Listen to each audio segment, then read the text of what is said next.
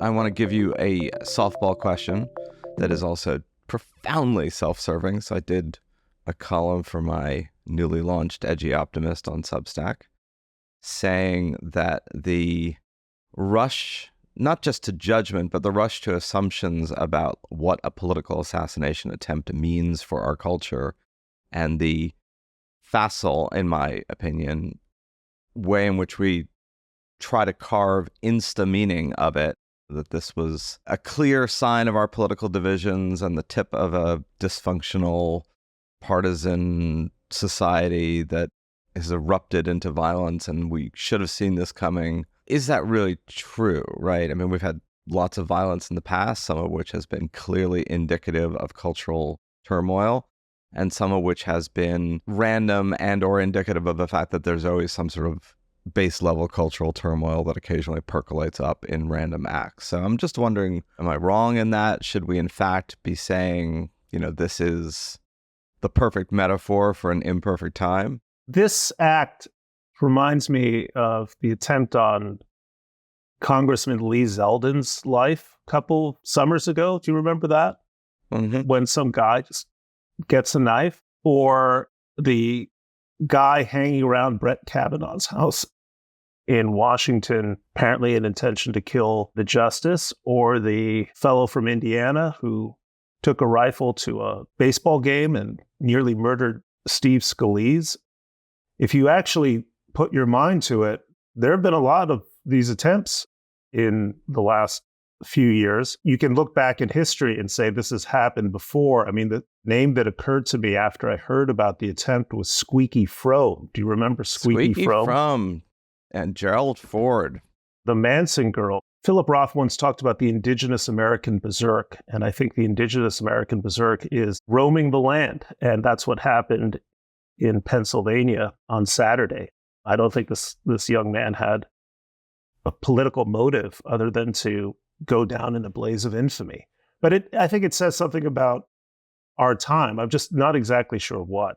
I think this is one of the fears of Trump coming back into office, right? That if he comes back in, that this stuff is only going to ramp up.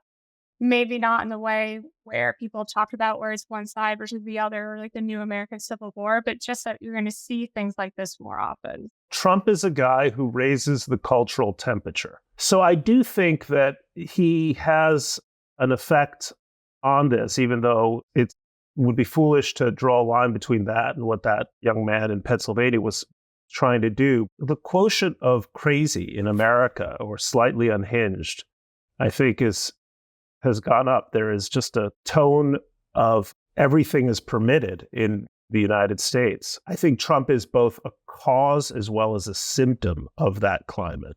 See, this is one of the great unanswered questions of our age, right? Which is, has it actually gone up, or are we just acutely aware of it in a way that we never could have been before, because we have all these tools of communication where we can both speak and hear in a way that just didn't exist before? And I think that's more than an academic question, right? In that this idea of, are we living through a particularly nutso time, is disturbing to people because it's predicated on a view that there was a more normal time, or a more staid time, or a more together time. And I'm going to keep pounding the pavement of, A, we don't really know, and B, if that's true, it leads to one perception of societal health and what we should be doing.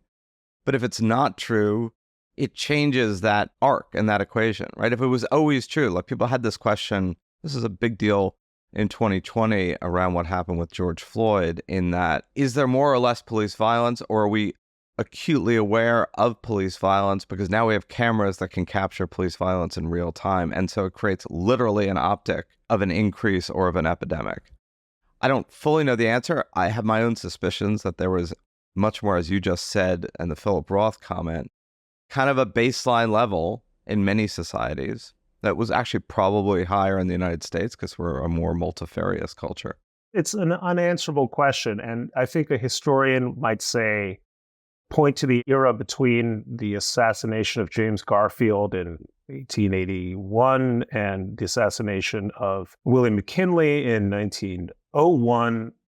A lot of political violence in that period. And so you can look at discrete historical eras and say, you see, it wasn't all that different in periods that we otherwise consider sort of more halcyon eras of American history. But I do notice a civic culture which does seem really degraded thanks to this modern technology called YouTube.